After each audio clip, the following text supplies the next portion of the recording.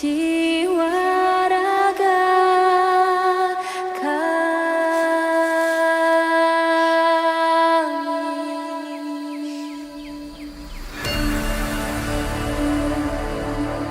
Indonesia is the most beautiful land in the universe. The land where we were born.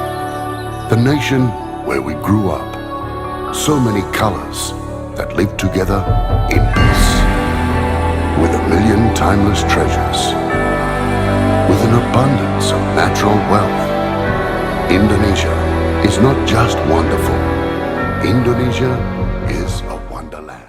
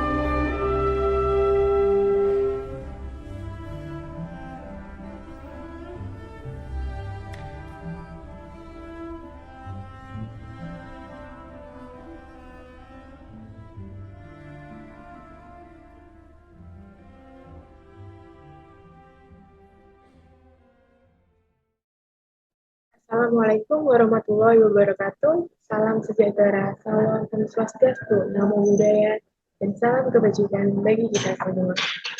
Halo teman-teman, dimanapun kalian berada, pada kesempatan hari ini kita akan berdiskusi tentang wawasan kebangsaan, isu kontemporer, dan kesiapsiagaan bela negara. Pada hari ini kita akan berdiskusi dengan teman-teman narasumber dari 3 instansi pengadilan yang tersebar di beberapa daerah di Indonesia. Selamat mendengarkan.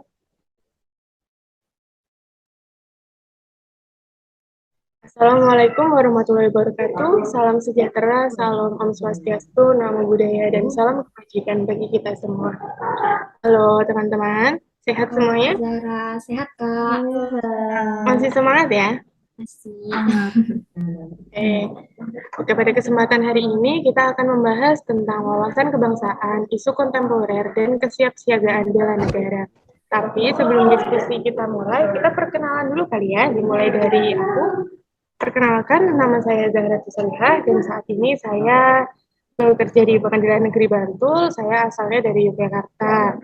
Nah, kemudian teman-teman narasumber bisa memperkenalkan masing-masing, dimulai dari Kak Naomi ya.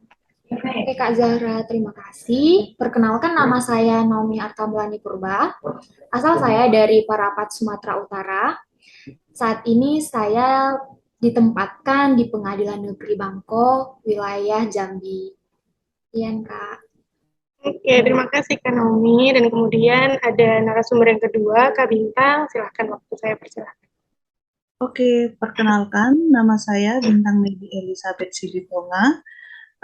Saya ditempatkan di Pengadilan Tinggi DKI Jakarta dan saya berasal dari Kabanjahe, Tanah Karo, Sumatera Utara. Terima kasih. Terima kasih Kak Bintang. Kemudian narasumber kita yang ketiga, Kak Cahya. Silakan Kak Cahya. Ya, baiklah, terima kasih Kak Zara. Perkenalkan, nama saya Cahya Maulidia, asalnya dari Palembang, dan sekarang ditempatkan di Pengadilan Negeri Muko-Muko di Provinsi Bengkulu. Oke, terima kasih Kak Cahya. Jadi di sini yang penempatannya paling jauh dari domisili siapa ini? Kak Naomi atau siapa ya? Iya, saya Kak. Kak Naomi ya. Oke, coba Kak Naomi ceritakan sedikit aja tentang culture shock apa yang Kak Naomi alami selama kurang lebih 5 bulan ini ada di Jambi ya Kak ya, betul? Iya, Kak. Ya, coba Kak Naomi. Oke, baik Kak Zara. Kalau mengenai kultur shock yang saya alami kurang lebih 5 bulan ada di Jambi ini, itu yang pertama kita tahu nih kan, kalau budaya asal Nami di Sumatera Utara itu khususnya budaya atau suku Nami itu suku Batak. Nah, di sini suku Batak kita tahu bahwa dominan gaya bahasanya itu cenderung keras, belak-belakan, ngomongnya jelas. Sedangkan di sini di Jambi tempat Naomi ditempatkan cenderung sukunya suku Melayu cenderung gaya bahasanya itu mendayu. Kadang mereka juga ngomongnya itu kayak cepat gitu. Terkadang Naomi kurang jelas mendengarkan apa yang mereka katakan karena terbiasa kan di tempat asal Naomi itu kayak jelas gitu. Tiba-tiba di sini kecepatan ngomongnya jadi kurang paham mengenai bahasa mereka yang di sini. Tapi lambat laun eh, bisa untuk menyesuaikan sih Kak kayak gitu. Gitu. Dari cerita Kak Naomi ini sebenarnya udah membuka sedikit pengetahuan kita terkait wawasan kebangsaan ya teman-teman ya. Nah, ngomongin soal wawasan kebangsaan, menurut teman-teman apa sih wawasan kebangsaan itu? Coba Kak Cahya bisa menjelaskan sedikit aja tentang wawasan kebangsaan Kak Cahya. Ya, baiklah, makasih ya Kak Zara. Jadi, wawasan kebangsaan itu adalah cara pandang bangsa Indonesia dalam rangka mengelola kehidupan berbangsa dan bernegara yang dilandasi oleh jati diri bangsa dan kesadaran terhadap sistem nasional. Kan kita tahu Indonesia ini merupakan negara yang beragam suku, agama, ras, dan juga budaya. Jadi, untuk itu kita harus memiliki sumber yang jelas yang berasal dari Pancasila, Undang-Undang Dasar 1945, Bhinneka Tunggal Ika, dan juga NKRI. Tujuannya apa? Yaitu tujuannya untuk bisa menghadapi masalah yang sedang dihadapi oleh bangsa Indonesia sehingga mencapai kehidupan masyarakat yang adil, makmur, dan juga sejahtera. Begitu. Ya, berarti kita bisa simpulkan ya nih, wawasan kebangsaan itu sebagai cara pandang kita terhadap kehidupan berbangsa dan bernegara yang dilandasi jati diri bangsa yang sesuai dengan Pancasila dan Undang-Undang Dasar 1945 ya, Kak Cahya ya. Ya, begitu. Dan kita punya pedoman atau 4 pilar ya, Pancasila, UUD 1945, Bhinneka Tunggal Ika, dan NKRI ya, Kak Cahya ya. Iya, betul. Kalau kita mengingat sedikit aja tentang Pancasila, itu pertama kali Pancasila itu dicetuskan pada sidang pertama PPKI yang dicetuskan oleh Insinyur Soekarno, dan kemudian untuk Undang-Undang Dasar 1945 itu rumusannya itu dicetuskan pada sidang BPUPKI kedua dan disahkan pada sidang PPKI pertama tanggal 18 Agustus 1945 ya Kak ya. Nah, kita pertanyaan kedua nih, masih menyangkut tentang wawasan kebangsaan, tentang bela negara. Pasti teman-teman di sini banyak yang udah sering dengar apa sih bela negara itu, pasti sering lah, kita udah sering dengar lah tentang bela negara. Nah, teman-teman tahu nggak sih arti dari bela negara itu? Coba Kak Naomi bisa menjelaskan sedikit aja tentang bela negara itu apa sih? Jadi menurut saya Kak, bela negara ini merupakan suatu tekad, suatu sikap, suatu perilaku yang dijiwai kecintaannya terhadap NKRI, terhadap Negara Kesatuan Republik Indonesia berdasarkan Pancasila tadi dan UUD 1945 tadi. Gitu, Kak. Terima kasih Kak Naomi atas penjelasannya. Nah, terkait dengan bela negara ini pasti ada nilai-nilai dasar bela negara ya Kak ya. Nah, nilai dasar bela negara ini yang pertama ada cinta tanah air, kemudian ada kesadaran berbangsa dan bernegara, kemudian ada setia kepada Pancasila, kemudian rela berkorban untuk bangsa dan negara, dan ada kemampuan awal bela negara. Nah, menurut Kak Naomi, contoh-contoh yang mengimplementasikan nilai-nilai bela negara itu apa aja?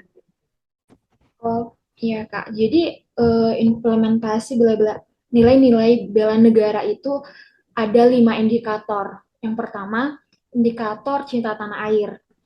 Ditunjukkan dengan sikap yang pertama itu menjaga nama baik bangsa dan negara dan bangga menggunakan produk hasil bangsa Indonesia seperti kita memakai pakaian batik, menggunakan produk UMKM, begitu. Yang Batik ini ya, kedua, Kak? iya benar batik ini. Yang kedua, indikator indikator sadar berbangsa dan bernegara. Ditunjukkan dengan adanya sikap yang pertama itu menjalankan hak dan kewajiban warga negara seperti kita sesuai dengan undang-undang yang berlaku di negara kita. Lalu ikut serta dalam pemilihan umum. Seperti kita, ASN, kita harus bersikap netral dalam pemilihan umum tersebut. Yang ketiga, indikator setia pada Pancasila sebagai ideologi bangsa. Ditunjukkan dengan adanya sikap seperti yang pertama itu kita harus paham nilai-nilai dalam Pancasila, lalu kita mengamalkan nilai-nilai Pancasila tersebut dalam kehidupan sehari-hari. Lalu yang keempat, indikator rela berkorban untuk bangsa dan negara.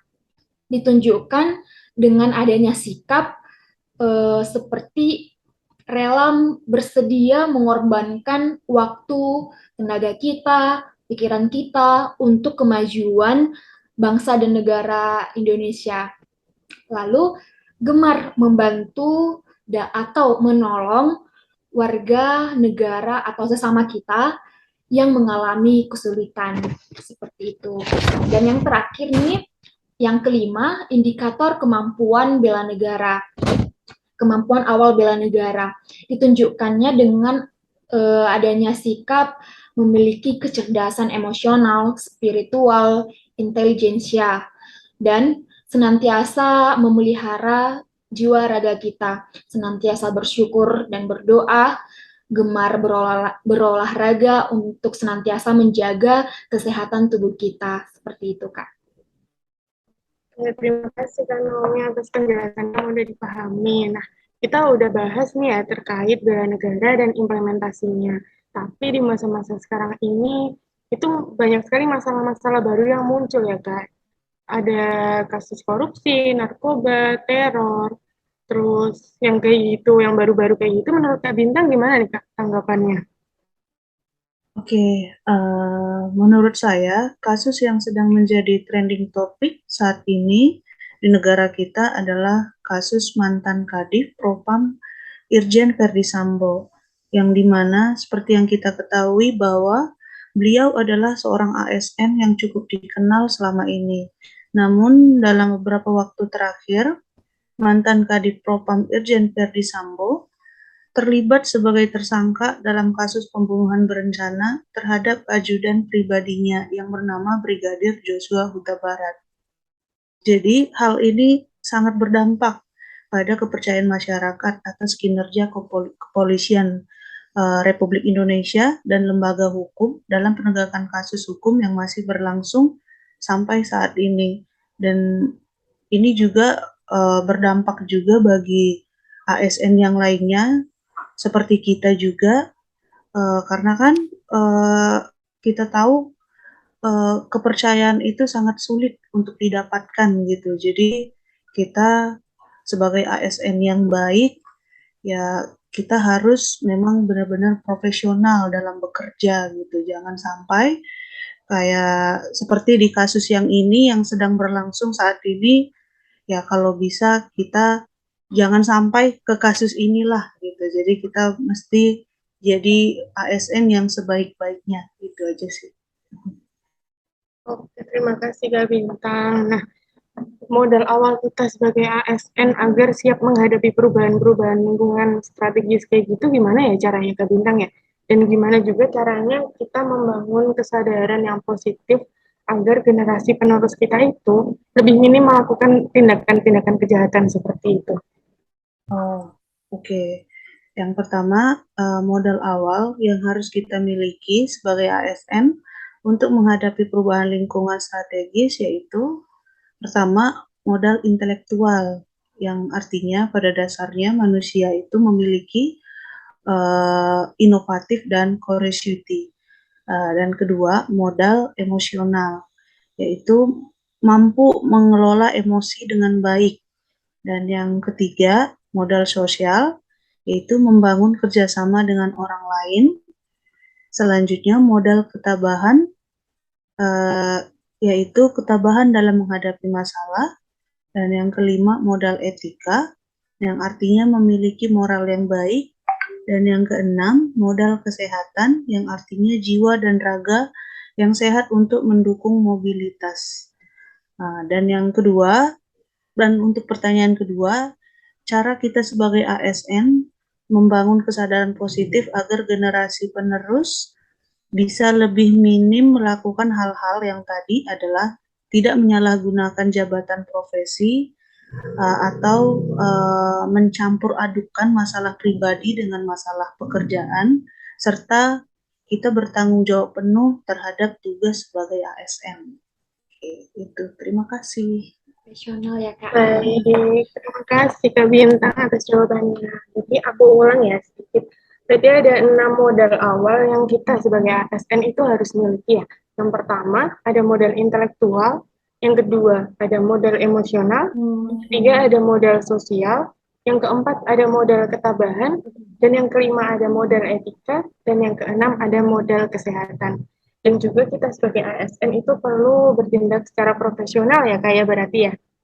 Betul, oke. Dari penjelasan teman-teman tadi, sebenarnya kita itu harus butuh kesiapsiagaan diri kita untuk membela negara dari masalah eksternal maupun internal.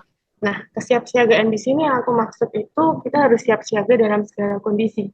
Apalagi kita sebagai ASN itu sebagai pelayan masyarakat, garda terdepan. Jadi kita harus siap nih secara mental maupun secara jasmani itu kita harus siap sebagai ASN itu untuk pelayanan masyarakat yang terbaik gitu.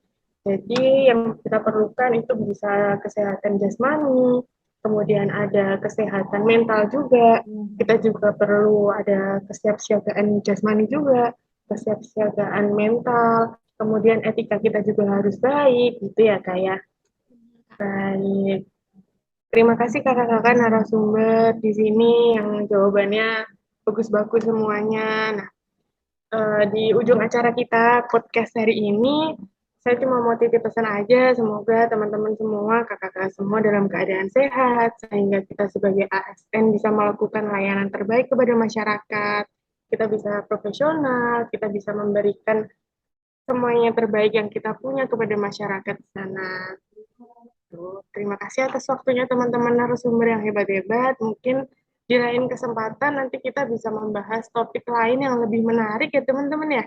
Dan untuk penutupan acara kita hari ini, penutupan podcast kita hari ini, aku ada pantun nih teman-teman nih. Ini nih pantunnya nih. Menggoreng ikan dicampur bakmi. Digoreng terpisah jangan sekaligus. Cukup sekian podcast kami. Semoga mendapat nilai yang bagus. Yeah. Terima kasih teman-teman. Terima kasih Kak. Dan bahagia selalu. Sehat semuanya. Wabarakatuh. Waalaikumsalam warahmatullahi wabarakatuh.